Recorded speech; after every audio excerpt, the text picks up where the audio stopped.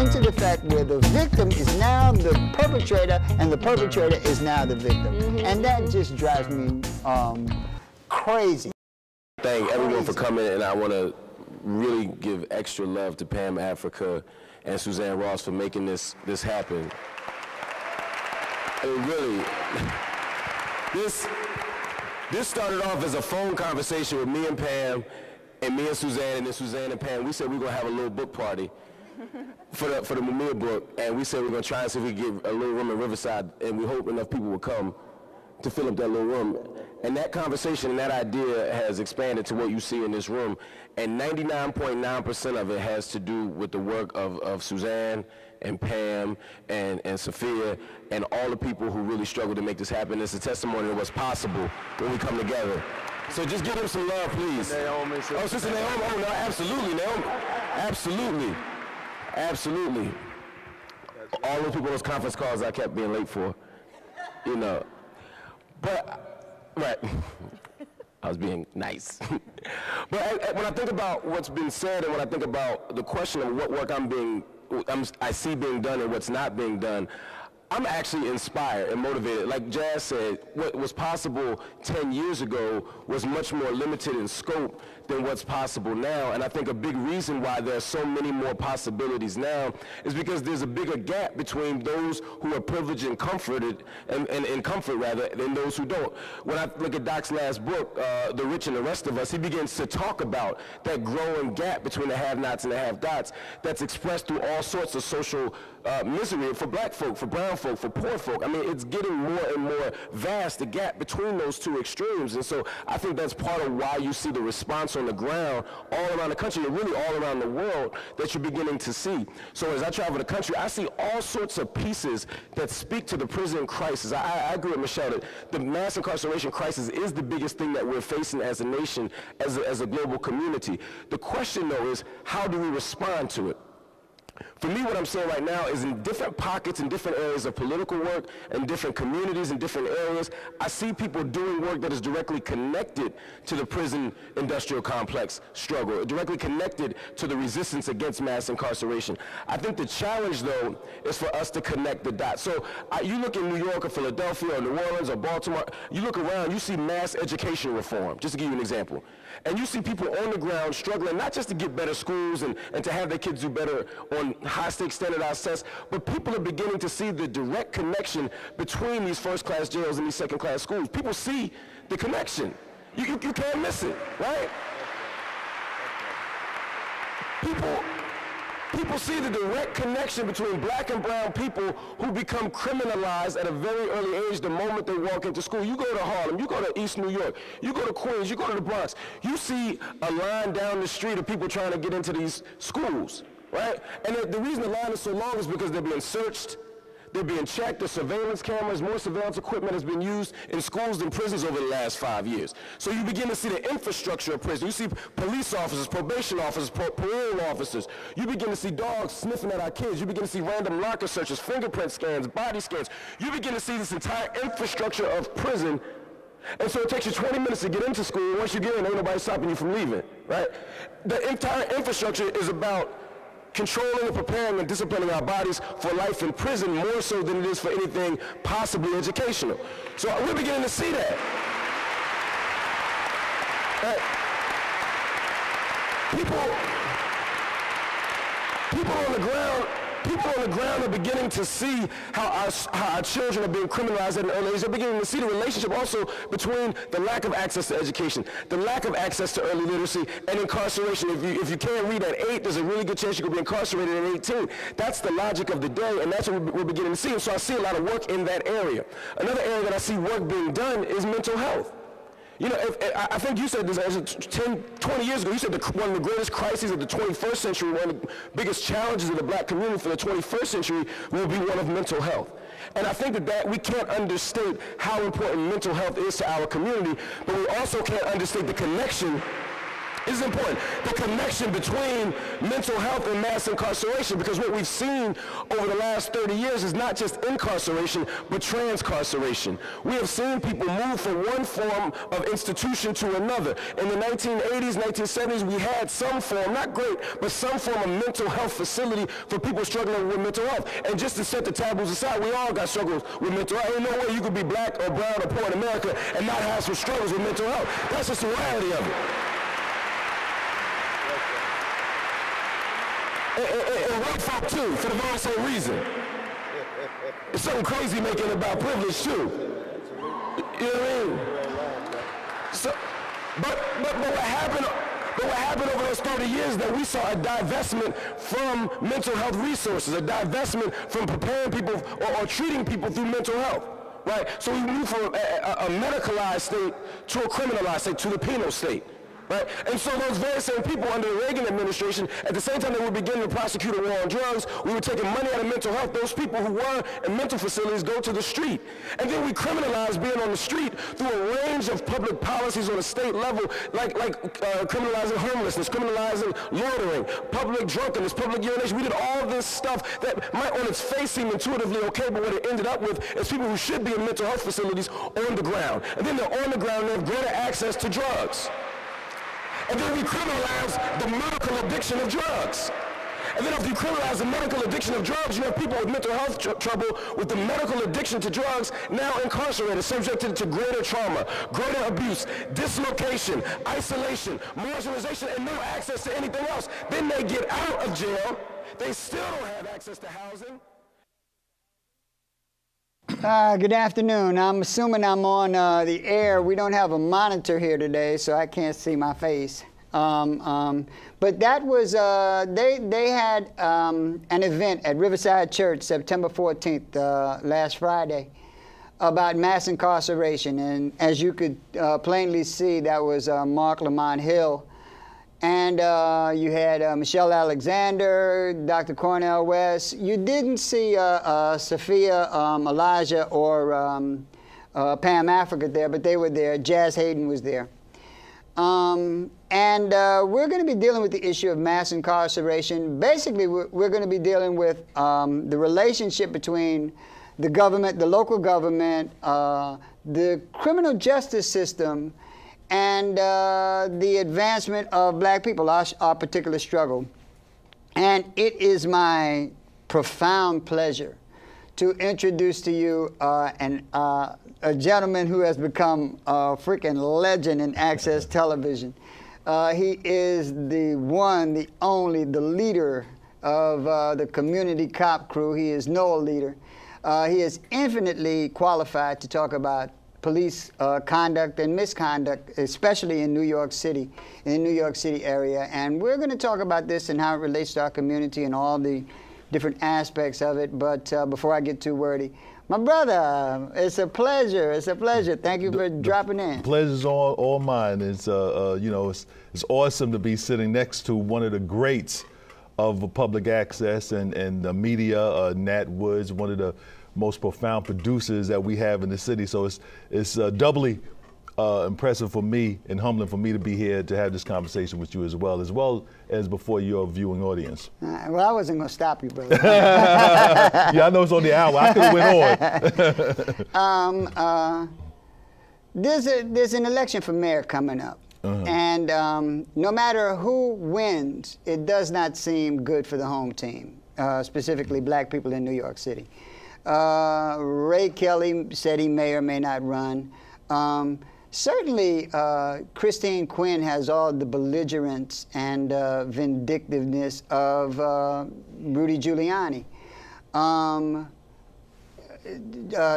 Bill Thompson is as wussy as they get. He makes Barack Obama look like a Green Beret. In any event, no matter how it comes out, it seems like even without, we will not have the sheer intellect and cunning of a Mike Bloomberg, but we will still have the attack upon the black community.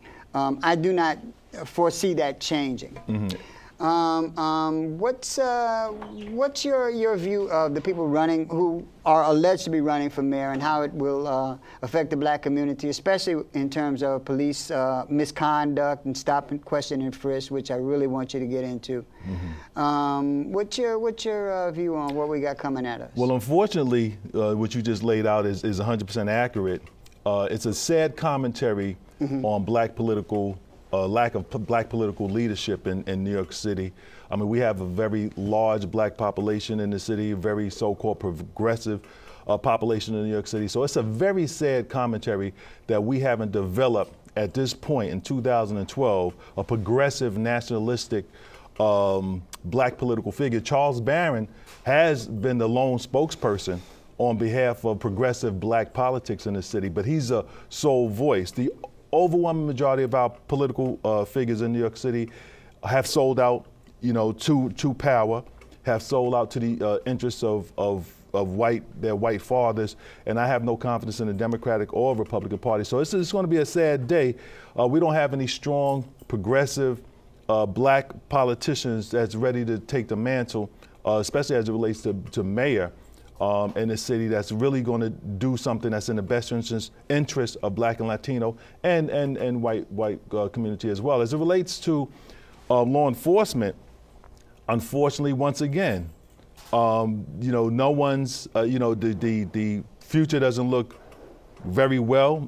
Commissioner Ray Kelly, even though the abuse of stop, question, and frisk is off the charts. The outright abuse of black and Latinos as it relates to constitutional rights and these illegal stop, question, and frisk, even though those are off the chart, he still is able to go to certain churches in our community. He's still well respected by many of our so-called religious, political, and social leaders. So I think he has intentions of running for mayor, but even if he doesn't, his prototype, I think the next person that steps into his place, because our community, and our political, religious, and civic leaders haven't spoken loud enough to Commissioner Ray Kelly and outrage as it relates to these illegal stop, question, and frisk. I think we're going to get more of the same, as you stated. It'll be a different face, but I think we'll unfortunately get more of the same. Now, what's the deal with stop, question, and frisk? How is it that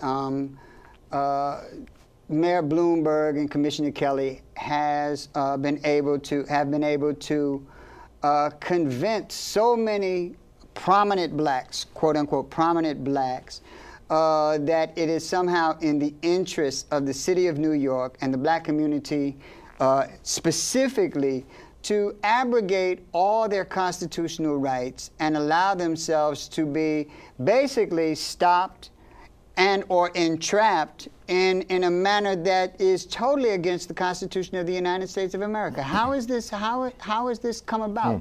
Well, one of the two reasons is they use a scare tactics. Just like nationally, when the federal government wants to rob citizens of their rights, they'll throw up the terrorist flag.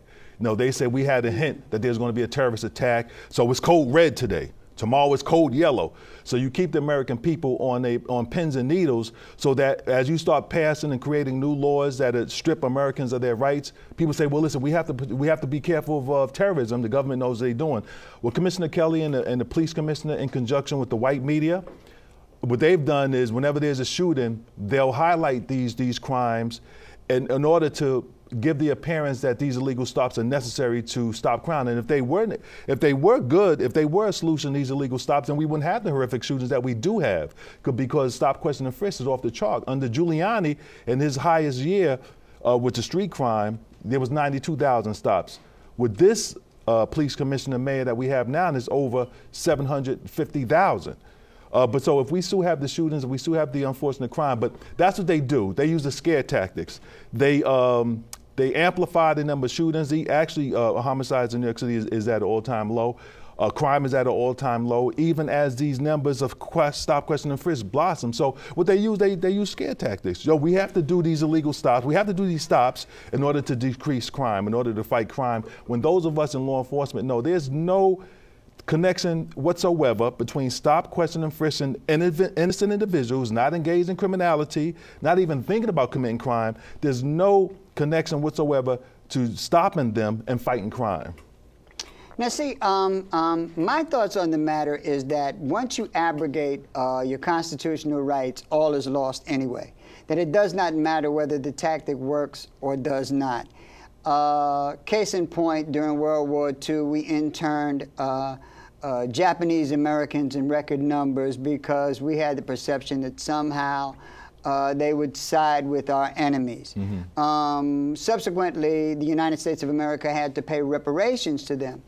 Adolf Hitler, and you can quibble about the amount of people, or there are people who deny the Holocaust altogether. But if you accept the numbers that they give you, that 6 million Jews were murdered in Nazi Germany, the reason was basically because Adolf Hitler was able to convince the people of Germany, the Germans themselves, that the Jewish people were a detriment to the economic stability of Germany itself. It was scare tactics used to justify the murder of all of these people. My thought is, what would be a proper number of people to kill in order to justify I mean, how many rights do you have to give up? Is 3 million a cool number? What about 3,000? What about 1? The moment you abrogate, the moment you give up your constitutional rights, the fabric of the United States of America has been so irreparably damaged that it really doesn't mean anything anymore. And I understand how you can scare the population at large. I am not quite understanding how they are able to convince people who are supposed to be intelligent people, who are supposed to be people who have an understanding of just how far the African in America has come since their initial captivity in like 1621. Mm-hmm. You know, since the beginning. We've been here since the beginning, and it has been a struggle to reach a level playing field. And I just do not understand how black police officers, how this people of color, especially black people in the city council, how people running for the mayor, black people, can sign off on this scare tactic, which they then give white people the authority to unconstitutionally stop, deter, and entrap 1.5 million black people or more every single year. I just, there's something about that is just confusing to me. Right, and it doesn't make sense, but what happens is that so many of our black political or so-called professional members of our professional community, they abdicate their rights. They don't want to challenge white supremacy. They don't want to challenge white power. They know, and black officers who participate in these illegal stop, question, and frisk, they know that these stops are illegal, that is wrong, but you know, so many of our people understand either consciously or subconsciously that if you buck the system, that there's a penalty to pay. That if you go against the status quo, the white supremacist powers that be, that there's a price to pay. So many attorneys, many politicians who members of their community are being stopped. Many of our preachers, you know, who have relationships with the city, you know, Pastor Bernard, Calvin Butts, what's the one in Queens? You know, the big pastors. Yeah. They have relationships with the, you know, the city and the state, financial, economic. So although they know that these stop, question, and frisk are wrong, and that some of their own parishioners, maybe some of their sons and daughters, have been victimized by this, they yield to the powers that be, and they don't want to buck the system. And that's why members of our organization have received so much criticism, because we do buck the system. Now, we understand stop, question, and frisk. We believe in law and order. We believe in criminals or people who commit crime. Some of them should be incarcerated. There's alternatives to incarceration. That doesn't happen too often with our community. So we are pro-law enforcement, but we see, anyone can see, you know, that many of these stops, many of these infractions are illegal, but so many individuals, responsible individuals in our community, have just laid down over the Bloombergs and the Commissioner Kelly, and we refuse to do that. Commissioner Kelly is a rogue police commissioner, and this Mayor Bloomberg is a rogue mayor. And I say that to anybody who would consistently and persistently violate the rights of Black, Latinos, and Asians, or anyone in the city to the tune of, as you said, a million, and it's probably way more than a million. Right. I'm talking reported. Right, so right. God only knows how many there are. Actual, because these are reported stops. Correct. Now, we don't know how many. I know that cops probably report maybe 1 out of 10 or 1 out of 20 stops that they actually make. So if there's a reported number, you can only imagine what the unreported number is. And one thing that we realize is that each of these numbers represent an individual, represent a human being that had some encounter with a police officer. And some people just shied off. Well, just if you're not doing nothing, it's no problem. But many of these stops are traumatic to these young people who are stopped by officers who aren't so often professional, courteous, or correct. And not only is it traumatic, not only is it insulting. There is nothing more insulting than to have to make this public showing in the street where you are somehow criminalized in front of the world. But a lot of it is entrapment. There is a record number of people of color, Blacks and Latinos, in the prison system. The vast majority of them are there for what is tantamount to BS. There is no million white boys in jail for smoking weed. We have become this cash cow to the system itself. And the system has convinced our own people that this is somehow necessary. Now, you've been very, very critical of so-called Black leaders. You know, I mean, it's no secret that you've been critical of the Mayor Bloomberg, and Police Commissioner Kelly. But you've also been very, very critical to what you refer to as leading Blacks. Give us some insight into that, because for my own take, I remember that growing up, Black leaders paid a price to be called leaders. The leaders of today seem to be making a profit, a huge profit, in being called leaders. And whereas when you look at the Martin Luther Kings, the Malcolm X's, the Marcus Garveys, the Civil Rights Movement, SNCC, they were fundamental, the Paul Robesons, they paid a huge, huge price to advance the population and the citizenry of Black people, people of color, all throughout the world. Whereas the people you mentioned, the Calvin Buttses and the Bill Thompsons and the Reverend Bernards seem to have been able to make a substantial, sizable profit from being called Black leaders. Give me some of your opinions about that. Well, we had one thing about white supremacy or power. You know, there's different strategies that they use to dominate a smaller group, and one of them is, you pay them off. You can threaten them, you can try to persuade them, you can intimidate them, or you can buy them. And that's unfortunately what has happened. As you stated, look at the roll call of our leaders of history past, Malcolm X and Martin Luther King. These individuals weren't multimillionaires. Right. Like our Reverend Sharptons are today, and like our Jesse Jacksons are today, and our Pastor Bernards and these other pastors with these very huge purses. So when you say our leaders of yesteryear paid a price, our leaders of today, so-called leaders, are receiving a hefty price. They're not paying a price. They're receiving a hefty price to sell out the aspirations of our community. And I have no problem in the world with Black men or women making money. I love to see brothers and sisters rich. But if you're going to call yourself a Black leader, I want to see who's paying you. I want to see who's bankrolling you, because they say he who pays a piper calls a tune. If the overwhelming majority of your money is coming from interests that oppress and exploit our community, then I'm suspicious of that. And that's why I just named the individuals that I did name.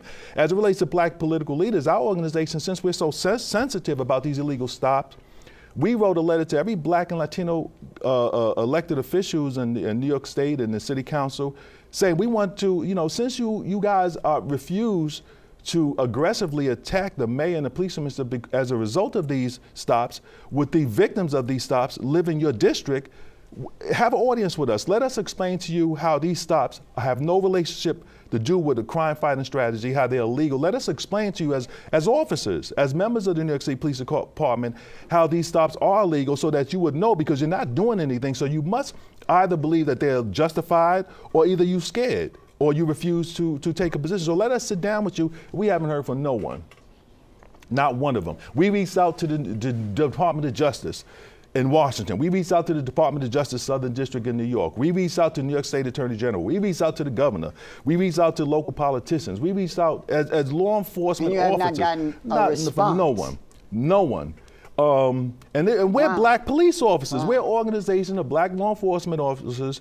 Our reputation speaks for itself. We don't just speak off the lip, but we wanted the audience with anyone. But at the end of the day, the exploitation and the arrest and the forced incarceration and the abuse of African people is tolerated in New York City and New York State in 2012. And that's a sad commentary to black political, religious, social, civic leaders, so-called leaders that we don't have. Now these people are actors, all of them. I'm 61, and I was born brother, and raised. You look good. Well, I say that to say that I was born and raised in New York City. I was born in Harlem Hospital, raised in New York City. And my memories of the police department are completely different from this police department. Don't get me wrong, the police when I was growing up was some bad dudes. Oh, yeah. I mean, they weren't no playthings, but they were not the aggressive, out of control animal that seems to be predominant today.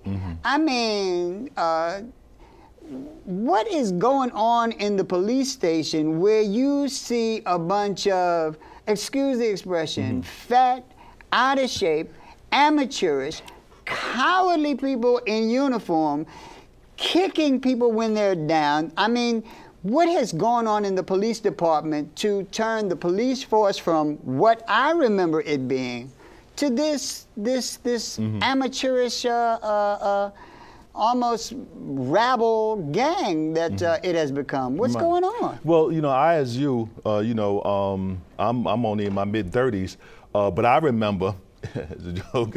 You about to say, yo, you look bad, brother. No, I wasn't. No, I wasn't. I remember growing up in New York City. Now, the police departments all over the country has always been oppressive as it relates to the black community. But at one time, police officers concentrated their efforts on criminals. I'm talking about when I was young. Right. And, like you said, abuse was still there. Or if you had a political agenda that the dominant culture, the white supremacists didn't like the Black Panthers and the, other social and civic and political organizations that were black, police officers were aggressive towards them. But if you were just Joe Smo walking the street, a little teenager walking the street, they didn't mess with you. Under Mayor Dinkins, he instituted... And little kids who did little kid stuff, they'd take you to your mama, and your mama would discipline you. Now, your little 9-year-old is liable to, end up dead, getting locked up. Or as some officers... Getting locked up, that's a good thing. I mean, we have 9-year-old kids being killed on rooftops. And I mean, little kids. Or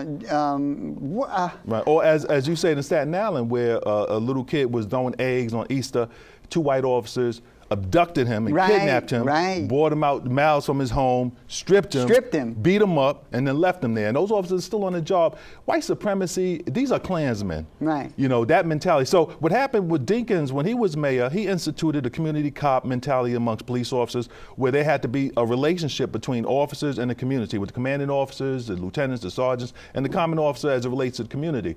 When Giuliani came in, the Fuhrer, he eradicated that. He said our police officers aren't social workers. Toilet bowls and niggas. Exactly. So he brought in that rogue, ruffian style of policing that was justifiable to police officers. And from him to this rogue Commissioner Kelly, who's 100 times in Bloomberg worse than Giuliani and safer, 1,000 times worse than these two cats.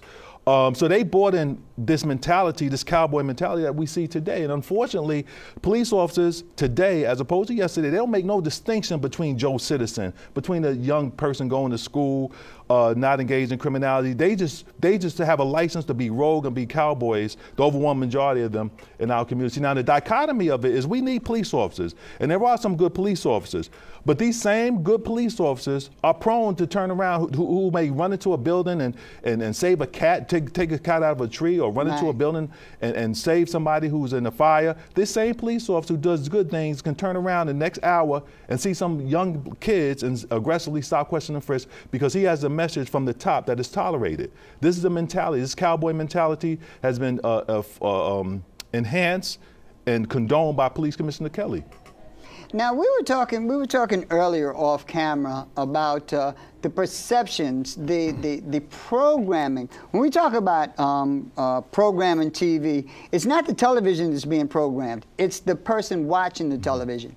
And as a society, we have been programmed to think of certain code words in terms of black people, even though the reality is that it's predominantly white people who are malaffected by these situations. But when we hear welfare, we think black people. When we hear government dependency, we hear black people.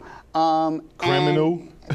Drug user. Right. And it seems that black people are just as programmed by these code words as the white community at large, which makes us almost culpable in our own oppression. I had a friend that said, we used to get our oppression for free, now we got to pay for it.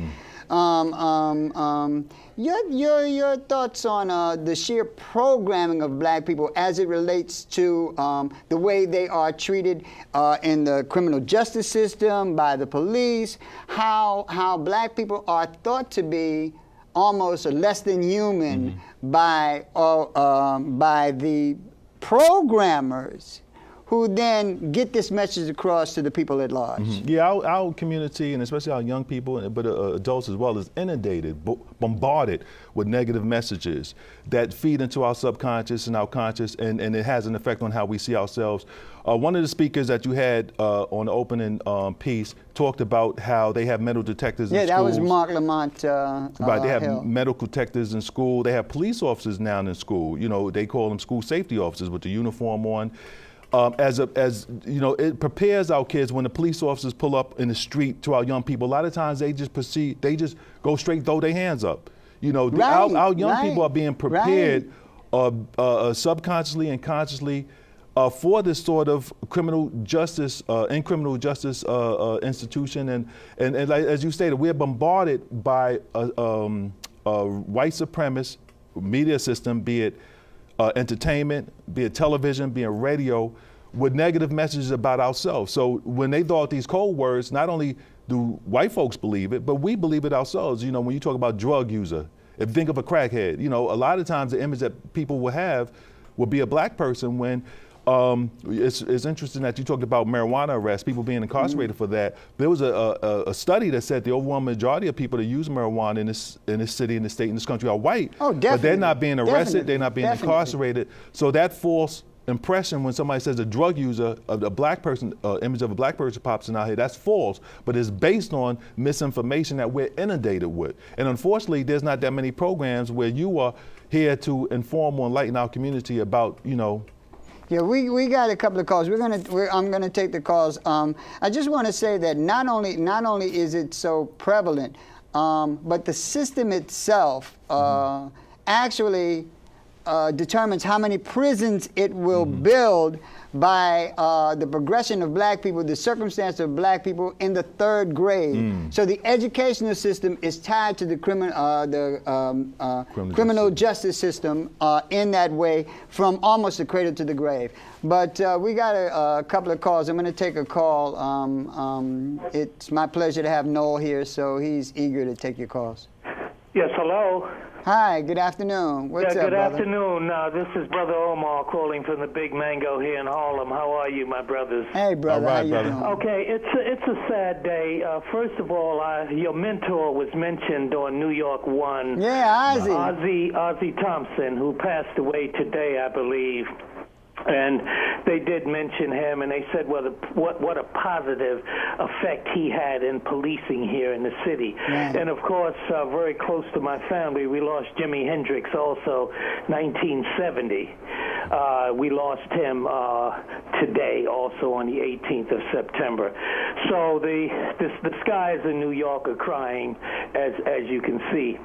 But the bottom line is, I want to get to the most serious issue about the stop and frisk. Why is it that we people in the quote underline inner city, we see this going on a daily basis, and when we do call and when we do email our precincts, hint hint, like many of us do, nothing is done. Matter of fact, I was on with Reverend Al Sharpton on the corner, you know, and well, actually I was with Sister Sekou here in Harlem, Street Corner Resources, and you have organizations like her. Even though she had a death in the family, she was out there, save our corners and whatnot. We had young people come up and say, hey, I'm glad to see the elders at least out here trying to do something. But why is it that you never hear about that? They don't blow that up in the news media. When we drop a dime, as they used to say back in the day, and I was born in Harlem Hospital also a few minutes before you, my brother, and I remember the King Cole Trio, and I remember the respect we had when these brothers came up and say, we give you 5 minutes to leave the corner. We were there and we were gone in 5 seconds, okay? That's the type of respect we had, quote, underline, back in the day. But how come we don't have people like Noel, who's a beautiful brother? I'd like to see him run for the mayorship and whatnot. We have young, progressives who are willing to speak out, but why is it that we don't hear from them? We don't see them on the major. And I love your program, but I'm talking about the so-called syndicated programs that are heard around the country. I know I put a lot on your plate, and I didn't mean to do that, but I'm very excited about this. So I'll just hang up and listen to your response. And as you know, my signature by now, my brother, I love you, and there's nothing you can do about it. And you, Lady V, get well soon. Thank you so much. Okay, thank you. All right. Hold off on your answer. Remember the question. I'm going to take the next call, let the caller make his point, then we're going to let Noel answer both questions at one time. I think we lost the caller. Caller, are you there? Yes, I am. Excellent. You have a question for my guest? Yeah. Good afternoon, gentlemen. Great Good show. afternoon. I just wanted to ask the officer something about the so-called leaders and politicians who are getting a huge paycheck. When my co-producer, I'm also a producer on M&M, we invite those so-called leaders. They don't want to come into our shows because they know we're going to ask them the questions they don't want to be asked, like, how come you getting a great paycheck and you guys, all the names you mentioned, you're right, and you guys are doing nothing but becoming a movie star and talk show hosts, getting a paycheck, and then moving out the neighborhood that makes you who you really are today. God bless you, and I'll be listening on TV. Thanks. Right. Yeah. All right. They had two questions. The first question was about the quality of people running for office. That we do have progressive people like yourself who is just as articulate and clean as the president, and that there seems to be some sort of penalty for being progressive and being able to facilitate that message. In terms of getting opportunities to state a point of view. And also the reluctance of, the second question obviously was the reluctance of quote unquote leading blacks or leaders to come in and face the music when they have the soft sell options. Right. See, what happens is it relates to politics. You know, Malcolm X one time said, "Poly means more than one, and tick is a bloodsucker." What happens in politics? People who are progressive. I mean, the Democratic Party has such a stranglehold over our so-called black elected officials that they dance to the tune of the party. It's very difficult for an independent, especially if you're nationalistic, especially if you genuinely, sincerely want to do something for the common black person. It's very difficult to be successful. And there's very few examples in New York State, New York City, of progressive black politics. Charles Barron was one of the most vocal politicians in New York City. And he's a pariah. Right, and he's a pariah. And other black elected officials see that and they shy away from that. You know, so no group of so-called elected officials.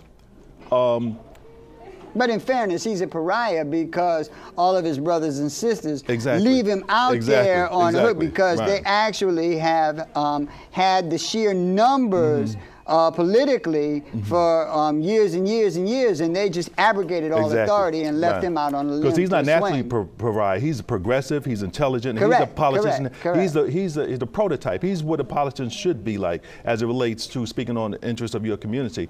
But like as you said, you know, he's a pariah in the sense that the white and the black political figures in New York City shy away from him because he says things that make some people feel uncomfortable, which are, you know, they are uncomfortable with the truth. But as it relates to individuals not responding to our community, I just stated earlier that we wrote letters to all these elected officials requesting a meeting. Some of them probably don't want to know about the reality of stop, question, and frisk because they don't want to do anything. They do not want to challenge white supremacy.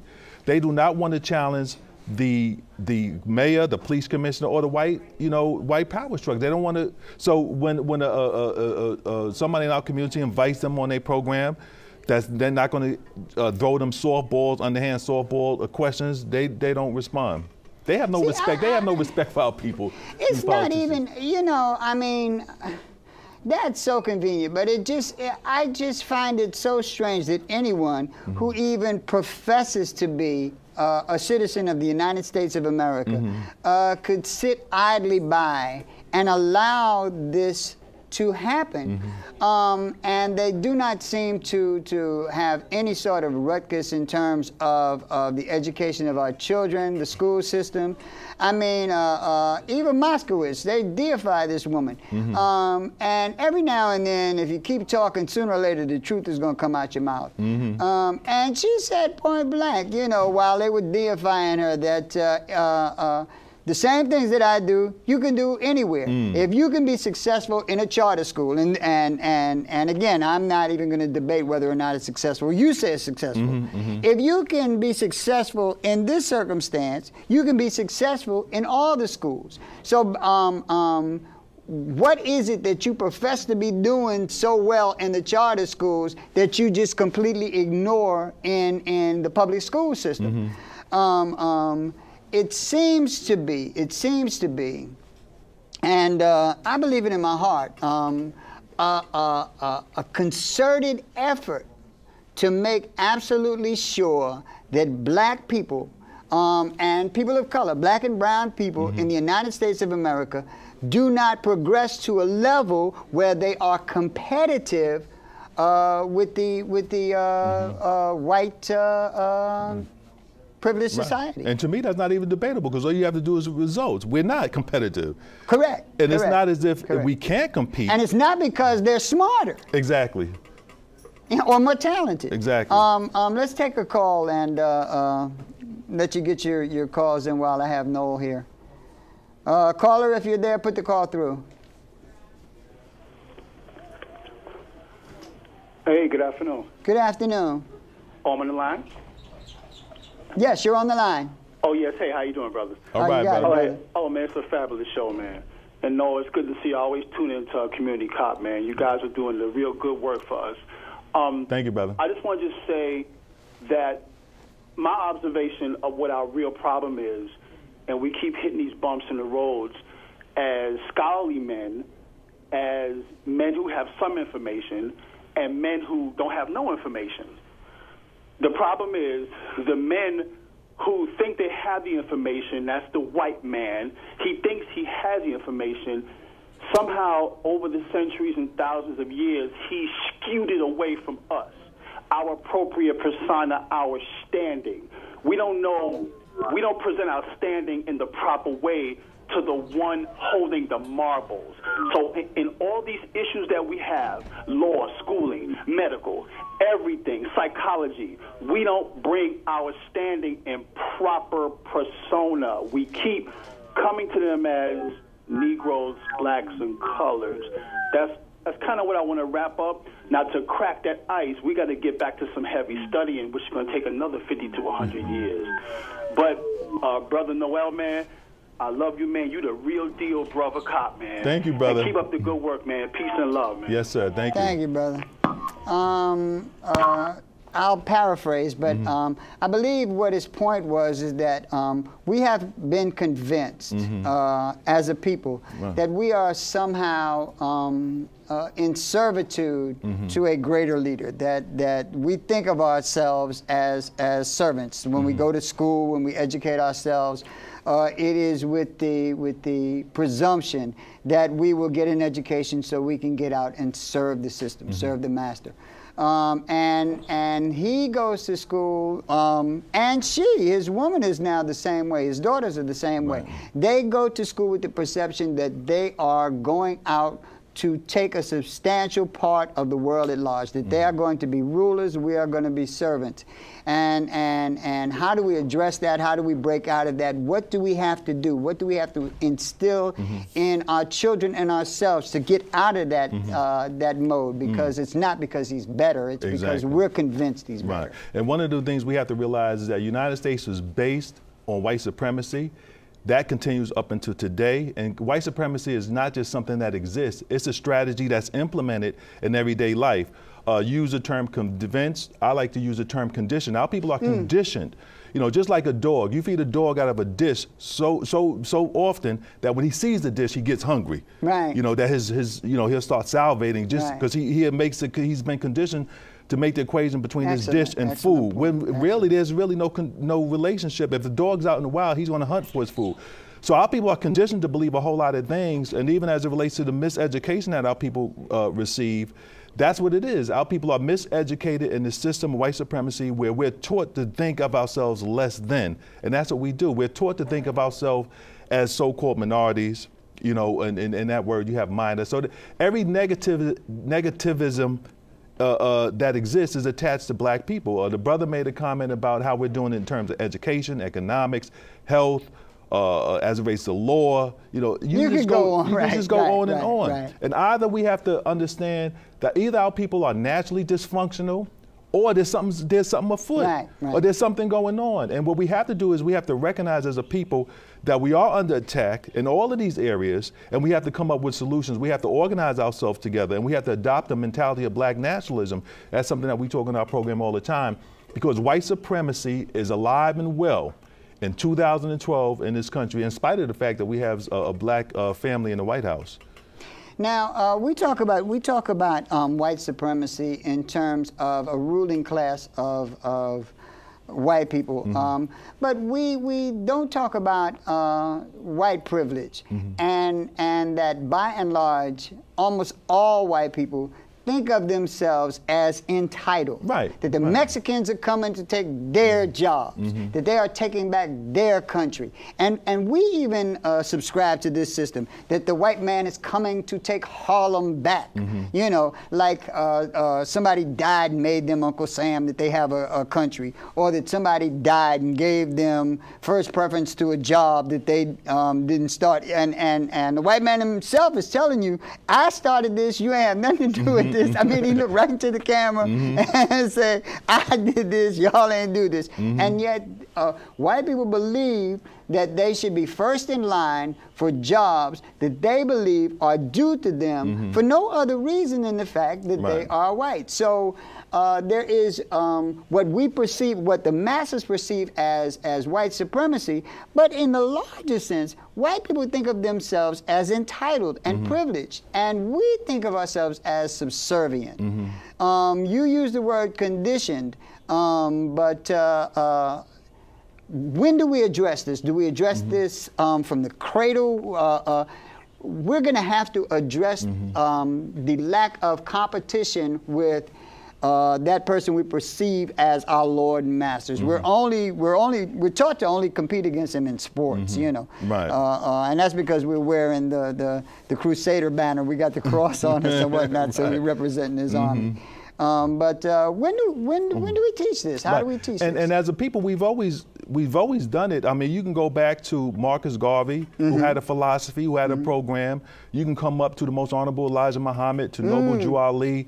You can come up to Malcolm X, Martin Luther King, SNCC, CORE. We've always had organizations and individuals who had this philosophy and who had this vision to move our people up. But we have to understand these people were attacked by United States of America, this government, primarily under the FBI, J. Edgar Hoover, and under COINTELPRO. Our elevation in this country has always been fought by the white supremacists consistently throughout history. Today, we're not even fighting. Our so-called civil leaders don't have the same language, the same objectives, the same goals of our leaders of past. They didn't have that black nationalist mentality today, our leaders of today, and that's what we have to have. It was successful back then, and the reason why all these people were assassinated, all these movements were killed and targeted by the United States government was because this government did not want to see African people excel. Collectively, now individually, individual churches, they have no problem with that. Individuals like Oprah Winfrey, they can deal with that. But as a people, as a community, there's a persistent attack on our people continuously, and no army, no people that's under attack who don't even have their hands up. Later, we're not even throwing joints. We don't even have our hands up. It's going to fail. So we have to come together as a people. We have to assess our situation, assess our oppression, and we have to join together and come up with a philosophy, which is black nationalism, to defeat that. And that's, unfortunately, that's not what we're doing. We're not doing let's take a call.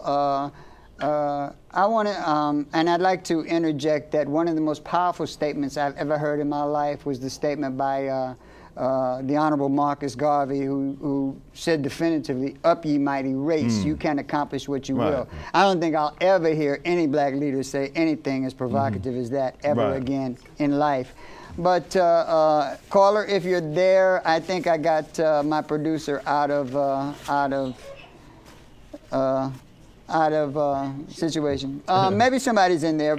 If the caller is there, you can put the call through. Yes, definitely. I was just calling for the show.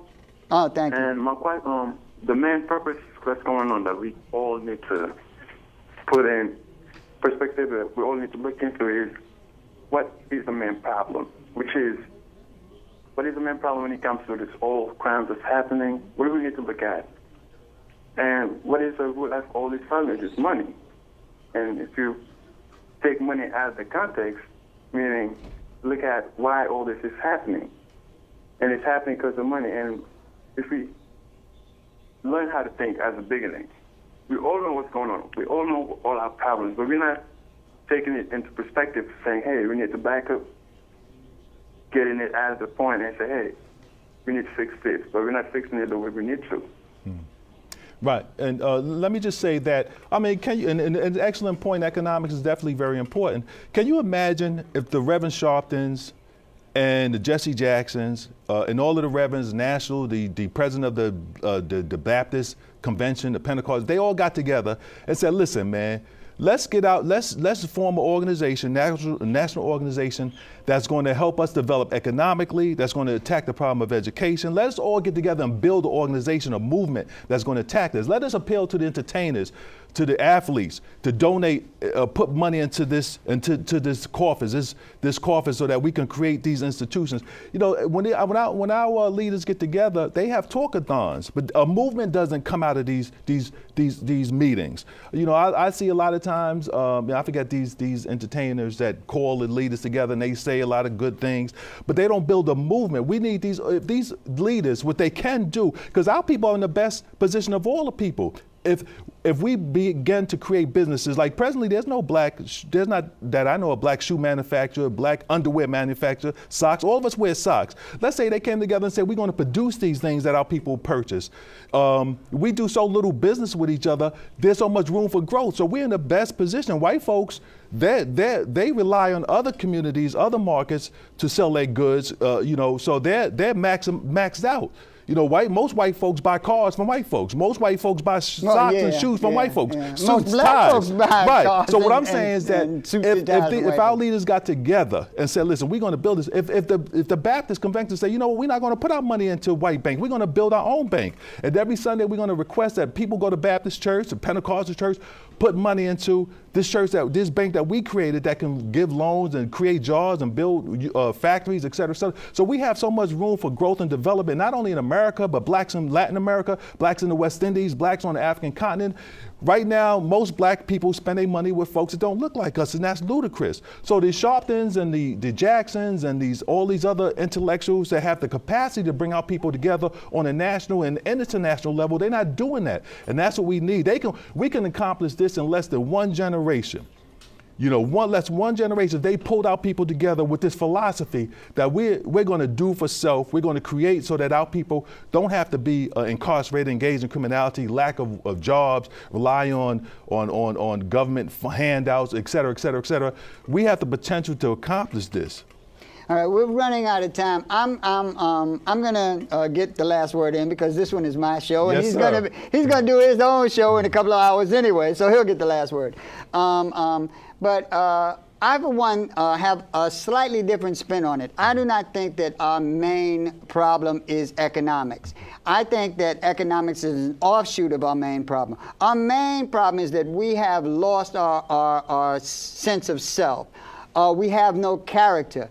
You can be a multi-millionaire piece of crap, and you can be a brother who struggles, who takes care of his family. We have to interject loyalty and respect for each other. And once we begin to do that, all the rest of it will pull in because we'll have a sense of purpose. We're running out of time. It has been my pleasure to have Noel here. He is so insightful. I had to bring at least one of them cats in because they're my heroes. They're my role models. We will see you next week. Again, we will always try to keep you informed. Try not to insult you. Bring you a good show. We'll be showing you, we showed you scenes from September 14th, mass incarceration. We're going to be showing that on MNN. It's going to be an MNN exclusive. We're the only ones who did the 3-camera shoot. I want to thank Veronica Kitt, Lou Sierra, Sheila Berry, who's convalescing. She had an operation. Lynn, Kenny Ryan, who helped us out today, one of our producers. He's directing back there.